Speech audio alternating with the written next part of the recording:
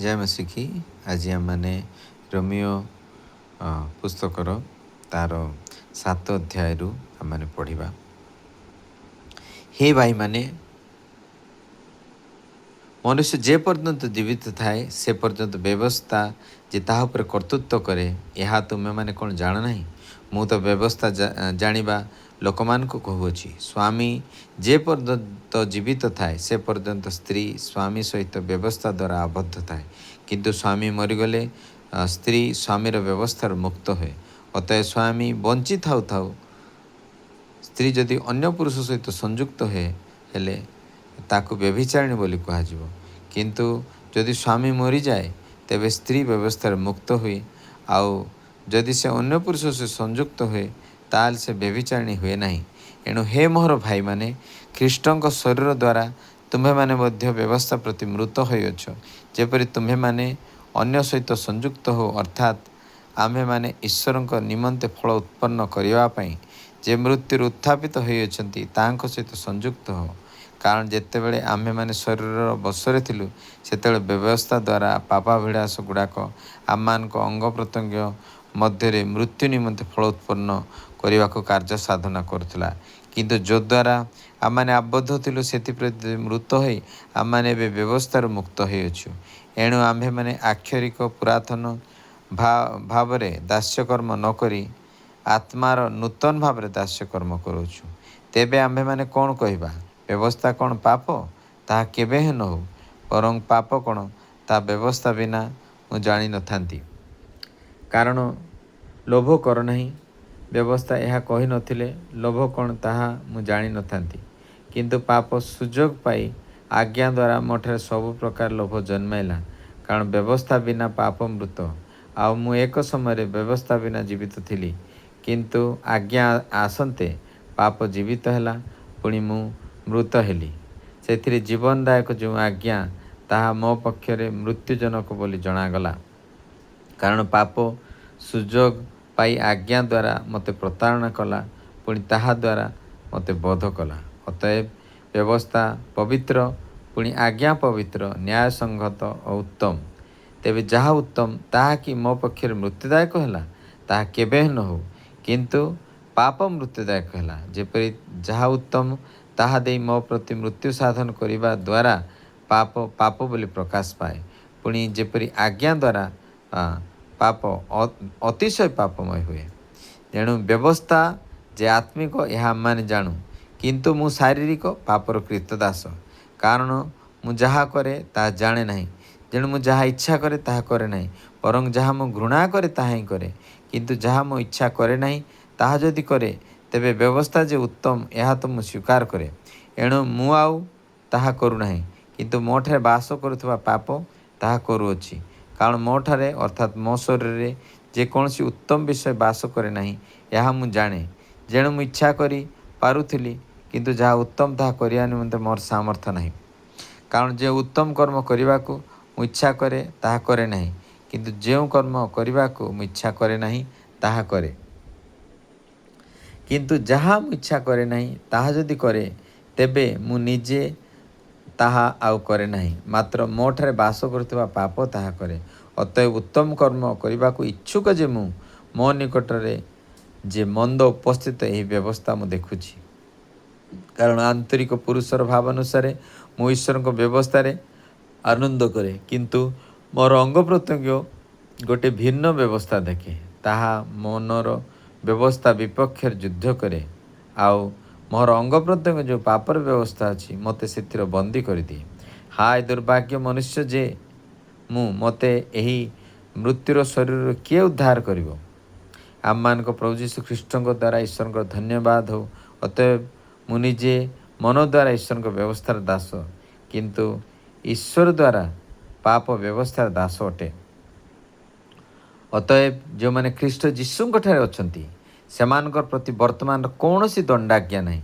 कारण जीवनदायक आत्मिक व्यवस्था ख्रीष्ट जीशु सहभागितार तुमको पाप और मृत्युदायक व्यवस्था मुक्त करिअछि। जेणु शरीर सकाशे दुर्बल हेबारु व्यवस्था जहाँ साधन करि पारला नहीं, ताहा ईश्वर आपणा पुत्र को पापमय शरीर सादृश्य पाप विनाश निमंते प्रेरण करी ଶରୀରରେ ପାପକୁ ଦଣ୍ଡାଜ୍ଞା ଦେବା ଦ୍ୱାରା ତାହା କଲେ। ଯେପରି ଶାରୀରିକ ଭାବ ଅନୁସାରେ ଆଚରଣ ନ କରି ଆତ୍ମିକ ଭାବ ଅନୁସାରେ ଆଚରଣ କରିଥାଉ ଯେ ଆମ୍ଭେମାନେ ଆମ୍ଭମାନଙ୍କଠାରେ ବ୍ୟବସ୍ଥାର ଧର୍ମବିଧି ସଫଳ ହୁଏ। କାରଣ ଯେଉଁମାନେ ଶାରୀରିକ ମନା ସେମାନେ ଶାରୀରିକ ବିଷୟରେ ମନୋଯୋଗ କରନ୍ତି, କିନ୍ତୁ ଯେଉଁମାନେ ଆତ୍ମିକ ମନା ସେମାନେ ଆତ୍ମିକ ବିଷୟରେ ମନୋଯୋଗ କରନ୍ତି। କାରଣ ଶାରୀରିକ ଭାବ ମୃତ୍ୟୁଜନକ, କିନ୍ତୁ ଆତ୍ମିକ ଭାବ ଜୀବନ ଓ ଶାନ୍ତିଦାୟକ। ଯେଣୁ ଶାରୀରିକ ଭାବ ଈଶ୍ୱରଙ୍କ ବିରୁଦ୍ଧରେ ଶତ୍ରୁତା, କାରଣ ତାହା ଈଶ୍ୱରଙ୍କ ବ୍ୟବସ୍ଥାର ବଶୀଭୂତ ନୁହେଁ, ପୁଣି ବଶୀଭୂତ ହେବା ଅସମ୍ଭବ। ଯେଉଁମାନେ ଶରୀରର ବଶରେ ଅଛନ୍ତି ସେମାନେ ଈଶ୍ୱରଙ୍କର ସନ୍ତୋଷ ପାତ୍ର ହୋଇପାରନ୍ତି ନାହିଁ। କିନ୍ତୁ ଈଶ୍ୱରଙ୍କ ଆତ୍ମା ଯଦି ତୁମମାନଙ୍କଠାରେ ବାସ କରେ, ତାହେଲେ ତୁମମାନେ ଶରୀରର ବଶରେ ନାହଁ, ମାତ୍ର ଆତ୍ମାଙ୍କ ବଶରେ ଅଛ। ଯଦି କେହି ଖ୍ରୀଷ୍ଟଙ୍କ ଆତ୍ମା ପାଇନଥାଏ, ତେବେ ସେ ତାହାଙ୍କର ନୁହେଁ। କିନ୍ତୁ ଯଦି ଖ୍ରୀଷ୍ଟ ତୁମମାନଙ୍କଠାରେ ଅଛନ୍ତି, ତାହେଲେ ଶରୀର ପାପ ହେତୁ ମୃତ ଅଟେ, ମାତ୍ର ଆତ୍ମା ଧାର୍ମିକତା ହେତୁ ଜୀବିତ ଅଟେ। ଆଉ ଯେ ମୃତମାନଙ୍କ ମଧ୍ୟରୁ ଯୀଶୁଙ୍କୁ ଉଠାଇଲେ, ତାଙ୍କର ଆତ୍ମା ଯଦି ତୁମମାନଙ୍କ ଠାରେ ବାସ କରନ୍ତି, ତେବେ ଯେ ମୃତମାନଙ୍କ ମଧ୍ୟରୁ ଖ୍ରୀଷ୍ଟ ଯୀଶୁଙ୍କୁ ଉଠାଇଲେ, ସେ ତୁମମାନଙ୍କଠାରେ ବାସ କରୁଥିବା ଆପଣ ଆତ୍ମାଙ୍କ ଦ୍ୱାରା ତୁମ୍ଭମାନଙ୍କ ମର୍ତ୍ତ୍ୟ ଶରୀର ମଧ୍ୟ ଜୀବିତ ହେବ। ଅତଏବ ହେ ଭାଇମାନେ, ଆମ୍ଭେମାନେ ଋଣୀ, କିନ୍ତୁ ଶାରୀରିକ ଭାବାନୁସାରେ ଜୀବନଯାପନ କରିବାକୁ ଶରୀର ନିକଟରେ ନୁହଁ। କାରଣ ଯଦି ଶାରୀରିକ ଭାବାନୁସାରେ ତୁମମାନେ ଜୀବନଯାପନ କର, ତେବେ ଅବଶ୍ୟ ମରିବ। କିନ୍ତୁ ଯଦି ଆତ୍ମାଙ୍କ ଦ୍ୱାରା ତୁମମାନେ ଶରୀର କର୍ମଗୁଡ଼ାକୁ ବିନାଶ କର, ତେବେ ଜୀବିତ ହେବ। ଯେଣୁ ଯେତେ ଲୋକ ଈଶ୍ୱରଙ୍କ ଆତ୍ମାଙ୍କ ଦ୍ୱାରା ଚାଳିତ ହୁଅନ୍ତି, ସେମାନେ ଈଶ୍ୱରଙ୍କର ସନ୍ତାନ। କାରଣ ତୁମ୍ଭେମାନେ ପୁନର୍ବାର ଭୟ କରିବା ନିମନ୍ତେ ଦାସତ୍ୱର ଆତ୍ମା ପାଇନାହଁ, କିନ୍ତୁ ପୁତ୍ରତ୍ୱର ଆତ୍ମା ପାଇଅଛ। ତଦ୍ୱାରା ଆମ୍ଭେମାନେ ଆବ୍ବା ପିତା ବୋଲି ଡାକିଥାଉ। ଆମ୍ଭେମାନେ ଈଶ୍ୱରଙ୍କ ସନ୍ତାନ ବୋଲି ସେହି ଆତ୍ମା ସ୍ୱୟଂ ଆମମାନଙ୍କ ଆତ୍ମା ସହିତ ସାକ୍ଷ୍ୟ ପ୍ରଦାନ କରନ୍ତି। ଆଉ ଯଦି ସନ୍ତାନ, ତେବେ ଉତ୍ତରାଧିକାରୀ, ଅର୍ଥାତ୍ ଯଦି ଖ୍ରୀଷ୍ଟଙ୍କ ସହିତ ଗୌରବାନ୍ୱିତ ମଧ୍ୟ ହେବା।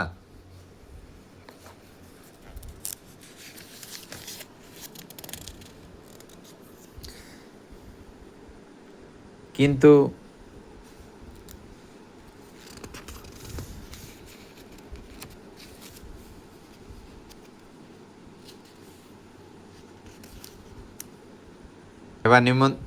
ହେବା ନିମନ୍ତେ ଆମ୍ଭେମାନେ ତାହାଙ୍କ ସଙ୍ଗରେ ଦୁଃଖ ଭୋଗ କରୁ, ତେବେ ଈଶ୍ୱରଙ୍କର ଉତ୍ତରାଧିକାରୀ ଓ ଖ୍ରୀଷ୍ଟଙ୍କ ସହ ଉତ୍ତରାଧିକାରୀ ଅଟୁ। କାରଣ ମୋ ବିଚାରରେ ଯେଉଁ ଗୌରବ ଆମମାନଙ୍କ ପ୍ରତି ପ୍ରକାଶିତ ହେବ, ତାହା ତୁଳନାରେ ଏହି ବର୍ତ୍ତମାନ କାଳର ଦୁଃଖ ଭୋଗ କିଛି ହିଁ ନୁହଁ। ଯେଣୁ ସୃଷ୍ଟିର ଏକାନ୍ତ ଆକାଂକ୍ଷା ଈଶ୍ୱରଙ୍କ ସନ୍ତାନମାନଙ୍କର ପ୍ରକାଶ ନିମନ୍ତେ ଅପେକ୍ଷା କରୁଅଛି। କାରଣ ସୃଷ୍ଟି ଅସାରତାରେ ବଶୀଭୂତ ହେଲା, ତାହା ନିଜ ଇଚ୍ଛାରେ ନୁହେଁ, କିନ୍ତୁ ତାକୁ ବଶୀଭୂତ କଲେ ତାହାଙ୍କ ଇଚ୍ଛାରୁ। ଆଉ ତାହା ଭରସାଯୁକ୍ତ ହୋଇ ବଶୀଭୂତ ହେଲା। ତେଣୁ ସୃଷ୍ଟି ନିଜେ ମଧ୍ୟ ଈଶ୍ୱରଙ୍କ ସନ୍ତାନମାନଙ୍କ ଗୌରବମୟ ଅବସ୍ଥା ସମ୍ବନ୍ଧୀୟ ସ୍ୱାଧୀନତା ପ୍ରାପ୍ତି ନିମନ୍ତେ କ୍ଷୟର ଦାସତ୍ୱରୁ ମୁକ୍ତ ହେବ। କାରଣ ସମସ୍ତ ସୃଷ୍ଟି ଯେ ଆଜି ପର୍ଯ୍ୟନ୍ତ ଏକ ସଙ୍ଗରେ ଆର୍ତ୍ତନାଦ କରୁଅଛି, ପ୍ରସବ ବେଦନାରେ ବ୍ୟଥିତ ହେଉଛନ୍ତି, ଏହା ଆମମାନେ ଜାଣୁ। ଆଉ କେବଳ ତାହା ନୁହେଁ, କିନ୍ତୁ ପ୍ରଥମ ଫଳ ସ୍ୱରୂପେ ଆତ୍ମାକୁ ପାଇଅଛୁ ଯେ ଆମେମାନେ ନିଜେ ମଧ୍ୟ ପୁତ୍ରତ୍ୱ ଅର୍ଥାତ୍ ଆପଣା ଶରୀରର ମୁକ୍ତି ନିମନ୍ତେ ଅପେକ୍ଷା କରୁ ଆପଣା ଅନ୍ତରରେ ଆର୍ତ୍ତନାଦ କରୁଅଛୁ। କାରଣ ଭରସାରେ ଆମେମାନେ ପରିତ୍ରାଣ ପାଇଅଛୁ, କିନ୍ତୁ ଦୃଷ୍ଟିଗୋଚର ଯେଉଁ ଭରସା, ତାହା ଭରସା ନୁହେଁ। ଯେଣୁ ଯାହା ଜଣେ ଦେଖୁଅଛି, ଏ ନିମନ୍ତେ ସେ କାହିଁକି ଆଉ ଭରସା କରିବ? କିନ୍ତୁ ଆମେମାନେ ଯାହା ଦେଖୁନାହୁଁ, ଯଦି ତାହା ନିମନ୍ତେ ଭରସା କରୁ, ତାହେଲେ ଧୈର୍ଯ୍ୟ ସହକାରେ ତାହାର ଅପେକ୍ଷାରେ ଥାଉ। କାରଣ ସେହି ପ୍ରକାର ଆତ୍ମା ମଧ୍ୟ ଆମମାନଙ୍କ ଦୁର୍ବଳତାରେ ସାହାଯ୍ୟ କରନ୍ତି। କାରଣ କ'ଣ ପ୍ରାର୍ଥନା କରିବା ଉଚିତ, ତାହା ଆମମାନେ ଜାଣୁନାହୁଁ, କିନ୍ତୁ ଆତ୍ମା ସ୍ୱୟଂ ଅକଥନୀୟ ଆର୍ତ୍ତନାଦରେ ଆମମାନଙ୍କ ନିମନ୍ତେ ନିବେଦନ କରନ୍ତି। ପୁଣି ଯିଏ ଆମମାନଙ୍କ ହୃଦୟ ଅନୁସନ୍ଧାନ କରନ୍ତି, ସେ ଆତ୍ମାଙ୍କ ଭାବ କ'ଣ ତାହା ଜାଣନ୍ତି। କାରଣ ସେ ଈଶ୍ୱରଙ୍କ ଇଚ୍ଛା ଅନୁସାରେ ସାଧୁମାନଙ୍କ ନିମନ୍ତେ ନିବେଦନ କରନ୍ତି। ଯେଉଁମାନେ ଈଶ୍ୱରଙ୍କୁ ପ୍ରେମ କରନ୍ତି, ଯେଉଁମାନେ ତାଙ୍କ ସଂକଳ୍ପ ଅନୁସାରେ ଆହତ ହୋଇଅଛନ୍ତି, ଈଶ୍ୱର ଯେ ସମସ୍ତ ବିଷୟରେ ସେମାନଙ୍କର ମଙ୍ଗଳ ସାଧନ କରନ୍ତି, ଏହା ଆମମାନେ ଜାଣୁ। କାରଣ ଯେଉଁମାନଙ୍କୁ ସେ ପୂର୍ବରୁ ଜାଣିଥିଲେ, ସେମାନଙ୍କୁ ତାହାଙ୍କ ପୁତ୍ରଙ୍କ ପ୍ରତିମୂର୍ତ୍ତିର ଅନୁରୂପ ହେବା ନିମନ୍ତେ ସେ ପୂର୍ବରୁ ନିରୂପଣ ମଧ୍ୟ କରିଥିଲେ, ଯେପରି ସେ ଅନେକ ଭ୍ରାତାଙ୍କ ମଧ୍ୟରେ ଅଗ୍ରଜ ହୁଅନ୍ତି। ଆଉ ଯେଉଁମାନଙ୍କୁ ସେ ପୂର୍ବରୁ ନିରୂପଣ କରିଥିଲେ, ସେମାନଙ୍କୁ ସେ ମୋତେ ଆହ୍ୱାନ କରନ୍ତି। ପୁଣି ଯେଉଁମାନଙ୍କୁ ସେ ଆହ୍ୱାନ କଲେ ସେମାନଙ୍କୁ ମଧ୍ୟ ଧାର୍ମିକ ବୋଲି ଗଣିଲେ, ଆଉ ଯେଉଁମାନଙ୍କୁ ସେ ଧାର୍ମିକ ବୋଲି ଗଣିଲେ ସେମାନଙ୍କୁ ମଧ୍ୟ ଗୌରବାନ୍ୱିତ କଲେ। ତେବେ ଏ ସମସ୍ତ ଦୃଷ୍ଟିରେ ଆମମାନେ କ'ଣ କହିବା? ଯଦି ଈଶ୍ୱର ଆମମାନଙ୍କର ସପକ୍ଷ, ଆମମାନଙ୍କର ବିପକ୍ଷ କିଏ? ପୁଣି ଯେ ଆପଣା ପୁତ୍ରଙ୍କୁ ସୁଦ୍ଧା ରକ୍ଷା କଲେ ନାହିଁ, ମାତ୍ର ଆମ୍ଭ ସମସ୍ତଙ୍କ ନିମନ୍ତେ ତାଙ୍କୁ ସମର୍ପଣ କଲେ, ସେ କିପରି ତାହାଙ୍କ ସହିତ ମଧ୍ୟ ସମସ୍ତ ବିଷୟରେ ଆମମାନଙ୍କୁ ଅନୁଗ୍ରହ ଦାନ ନ କରିବେ? ଈଶ୍ୱରଙ୍କ ମନୋନୀତ ଲୋକମାନଙ୍କ ବିରୁଦ୍ଧରେ କିଏ ଅଭିଯୋଗ କରିବ? ଈଶ୍ୱର ତ ସେମାନଙ୍କୁ ଧାର୍ମିକ ବୋଲି ଗଣନା କରନ୍ତି। କିଏ ଦଣ୍ଡାଜ୍ଞା ଦେବ? ଖ୍ରୀଷ୍ଟ ଯୀଶୁ ତ ମୃତ୍ୟୁଭୋଗ କଲେ, ବରଂ ଉତ୍ଥାପିତ ହେଲେ, ସେ ଈଶ୍ୱରଙ୍କ ଦକ୍ଷିଣ ପାର୍ଶ୍ୱରେ ଅଛନ୍ତି। ସେ ମଧ୍ୟ ଆମମାନଙ୍କ ନିମନ୍ତେ ନିବେଦନ କରୁଅଛନ୍ତି।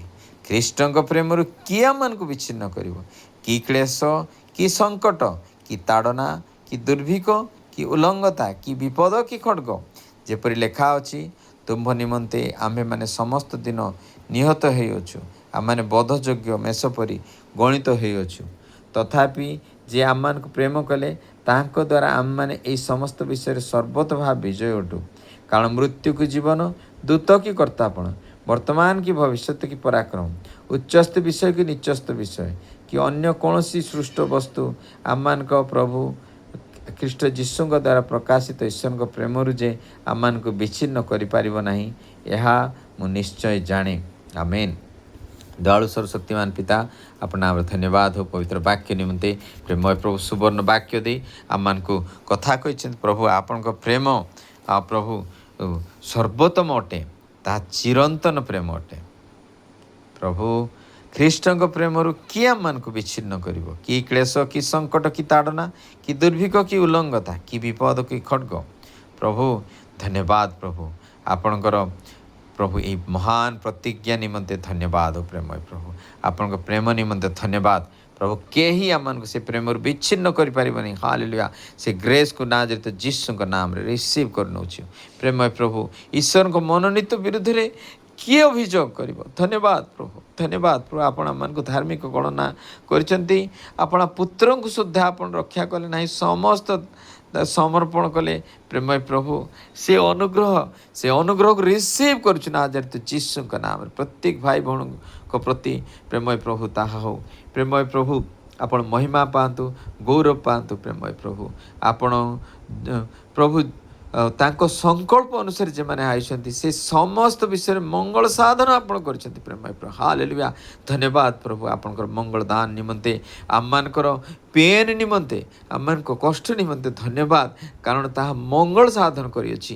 ପ୍ରଭୁ ଆମମାନଙ୍କର ଦୁଃଖ ନିମନ୍ତେ ଆଉ ପ୍ରଭୁ ବିଚ୍ଛେଦ ନିମନ୍ତେ ଧନ୍ୟବାଦ ପ୍ରଭୁ, ତା ମଙ୍ଗଳ ସାଧନ କରୁଅଛି। ସେ ନିମନ୍ତେ ଆପଣ ଧନ୍ୟବାଦ ପ୍ରଭୁ। ମୁଁ ଆଶୀର୍ବାଦ ପ୍ରାପ୍ତ ହୋଇଛି, ଆମମାନେ ଆଶୀର୍ବାଦ ପ୍ରାପ୍ତ ହୋଇଛୁ, ଆମମାନେ ରୋଗରୁ ମୁକ୍ତ ହୋଇଛୁ, ଆମମାନେ ଆପଣଙ୍କର ପରିତ୍ରାଣ ପାଇଛୁ।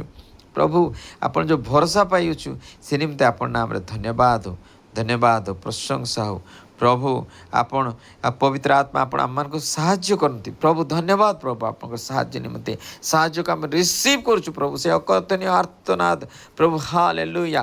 ଧନ୍ୟବାଦ ପ୍ରଭୁ ଆପଣଙ୍କର ସେ ପରଭାଷର ଶକ୍ତିକୁ, ପ୍ରଭୁ ପ୍ରଭାସର ଉଚ୍ଚାରଣକୁ ନାଜରିତ ଯୀଶୁଙ୍କ ନାମରେ ଯାହା ମୁଖ ଦ୍ୱାରା ଆମେ ଉଚ୍ଚାରଣ କରୁ ପ୍ରଭୁ, ଆଉ ତାହାକୁ ଆମମାନେ ରିସିଭ୍ କରିନେଉଛୁ। Hallelujah, hallelujah. ଧନ୍ୟବାଦ, ଧନ୍ୟବାଦ ପ୍ରଭୁ, ଧନ୍ୟବାଦ ପ୍ରଭୁ। ଆମମାନେ ଭୟ କରିବା ପାଇଁ ଦାସତ୍ୱର ଆତ୍ମା ପାଇନୁ, ସେ ନିମନ୍ତେ ଆପଣ ଧନ୍ୟବାଦ। ସେ ଗ୍ରେସ୍କୁ ରିସିଭ୍ କରୁଛୁ, ଆଜି ଦିନ ନିମନ୍ତେ ଅନୁଗ୍ରହକୁ ରିସିଭ୍ କରୁଛୁ। ସମସ୍ତ ଭାଇ ଭଉଣୀଙ୍କ ପ୍ରତି, ପୃଥିବାସୀ ପ୍ରତ୍ୟେକ ଭାଇ ଭଉଣୀଙ୍କ ପ୍ରତି ଆମେ ରିସିଭ୍ କରୁଛୁ। ପ୍ରେମୟ ପ୍ରଭୁ ଆପଣଙ୍କ ଅନୁଗ୍ରହ, ଆପଣଙ୍କର ଦତ୍ତ ପୃଥିବୀର ପ୍ରତ୍ୟେକ ବିଶ୍ୱସ୍ତ ଦାସମାନଙ୍କ ଅନୁଗ୍ରହକୁ ନାଜରିତ ଯୀଶୁଙ୍କ ନାମରେ ଆମେ ରିସିଭ୍ କରୁଛୁ। ପ୍ରେମୟ ପ୍ରଭୁ ପ୍ରଭୁ ଆପଣ ଆମମାନଙ୍କୁ ଶାରୀରିକ ମନା କରିନାହାନ୍ତି ପ୍ରଭୁ, ଆତ୍ମିକ ମନା କରିବା ପାଇଁ ପ୍ରଭୁ ସର୍ବୋତ୍କୃଷ୍ଟ ସୋପାନରେ ଆପଣ ନେଇଛନ୍ତି ନାଜରିତ ଯୀଶୁଙ୍କ ନାମରେ।